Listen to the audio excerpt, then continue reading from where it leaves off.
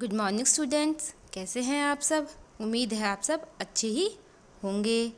तो चलिए आज हम कुछ बातें करते हैं। उन बातों का संबंध किससे है? इस चित्र से। तो इस चित्र में आप सबको क्या दिखाई दे रहा है? मुझे तो इस चित्र में कुछ पक्षी खुले आसमान में उड़ते हुए दिखाई दे रहे हैं और जो कि बहुत खुश भी हैं। तो आज हम इन्हीं पक्षी और इसी खुले आसमान के बारे में कुछ पढ़ेंगे। और वो क्या पढ़ेंगे हम? आपकी कक्षा 7 की पुस्तक वसंत में से हिंदी की कविता हम पंछी उन्मुक्त गगन के। जो कविता किसने लिखी है?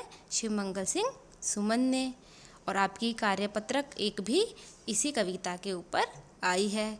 अब आप सब जान गए हैं कि हमारे देश में क्या फैली हुई है? महामारी, और उसको क्या कहते हैं? कोरोना।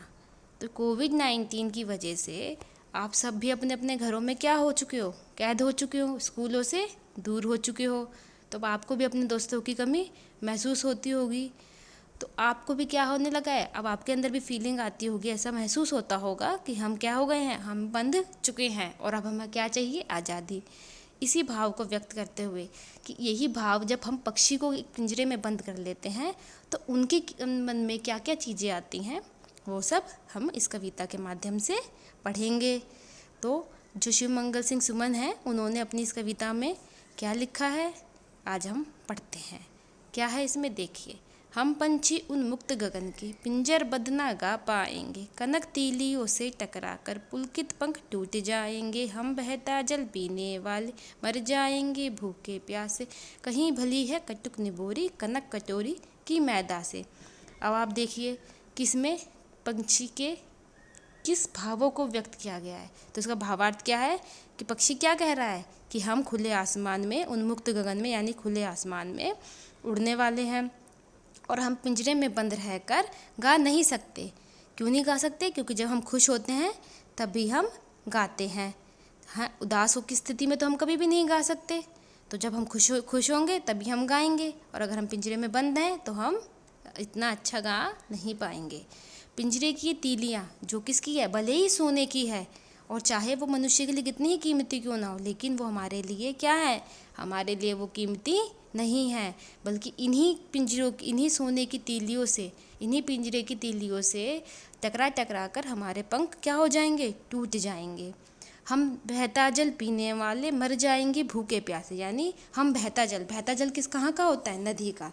तो हम नदी का बहता जल पीने वाले हैं, और अगर आप हमें पिंजरे में बंद कर लोगे तो हम क्या हो जाएंगे? हम भूखे प्यासे मर जाएंगे। कहीं भली है कटुक निबोरी कनक कटोरी की मैदा से। इसमें क्या कह रहा है पंछी कि हमारे लिए कड़वा नीम का फल, यानी कि कड़वा नीम का फल क्या होता है? नीम के जो पेड़ होता है उस पर जो फल लगता है वो किस रूप में लगता है? निबोरी में। तो निबोरी हमारे लिए भले ही कड़वी है, लेकिन वो सोने में रखी हुई कटोरी की मैदा से भी हमारे लिए ज़्यादा अच्छी है, क्योंकि उसमें हमें क्या है? उसमें हमें आज़ादी का भाव है। अब हम आपके क्या करेंगे? इसी से संबंधित कुछ प्रश्न नीचे दिए गए हैं, उन्हें पढ़ेंगे और उनके उत्तरों को ढूंढेंगे। तो पहला प्रश्न क्या है? पक्षी पिंजरे में क्यों नहीं रहना चाहते? तो उसका उत्तर क्या होगा कि पक्षी पिंजरे में इसलिए नहीं रहना चाहते क्योंकि उन्हें उन्मुक्त गगन में, यानी बंधन मुक्त गगन में उड़ने की इच्छा है। कड़वा नीम का फल निबोरी को सोने की कटोरी की मैदा से ज़्यादा अच्छा क्यों कहा गया है? ये आपका दूसरा प्रश्न है। तो क्यों कहा गया है? क्योंकि उसको पंछी क्या, उस भले ही सोने की कटोरी में मैदा मिल जाए, उन्हें प्रयत्न ना करना पड़े खाना ढूंढने के लिए, लेकिन उसमें क्या है? बंधन है। लेकिन जब वो खुले आसमान में उड़ेंगे तो उन्हें भले ही कड़वा नीम का फल निबोरी मिले, लेकिन वो भी क्या है? उनके लिए उस सोने की कटोरी में रखी हुई मैदा से ज़्यादा अच्छी है। तीसरा प्रश्न है, क्या आपको लगता है कि पक्षी भी मनुष्य की तरह भावों को महसूस करते हैं? कैसे? तो उसका उत्तर क्या होगा कि हाँ, पक्षी भी मनुष्य की तरह भावों को महसूस करते हैं, क्योंकि वो भी अच्छे से गा तभी सकते हैं जब क्या होंगे? वो आज़ाद होंगे। पिंजरे में बंद होकर उदास रहकर वो कभी भी खुलकर गा नहीं पाएंगे। आपने बहुत सारे पक्षियों को देखा होगा, उनकी एक सूची बनाइए। ये आपका है प्रश्न 4। तो हम आपने कौन कौन से पक्षी देखे हैं? तोता देखा है, मैना देखी है, मोर देखा है, चिड़िया, कौवा, कोयल, जितने भी पक्षी आपने देखे हैं वो सब आपको इस प्रश्न 4 के उत्तर में लिखने हैं। अब है प्रश्न 5, कौन सा पक्षी आपको सबसे अच्छा लगता है? उसके बारे में अधिक से अधिक जानकारी एकत्रित करके लिखिए। तो इसमें आपको क्या करना है इसके उत्तर में? इसमें सिर्फ आपको ये लिखना है कि आपको कौन सा पक्षी अच्छा लगता है। अगर किसी बच्चे को मोर अच्छा लगता है तो वो मोर के बारे में लिखेगा, किसी बच्चे को तोता अच्छा लगता है तो वो तोते के बारे में लिखेगा। तो जो भी पक्षी आपको अच्छा लगता है उस पक्षी के बारे में आप इसमें लिखेंगे।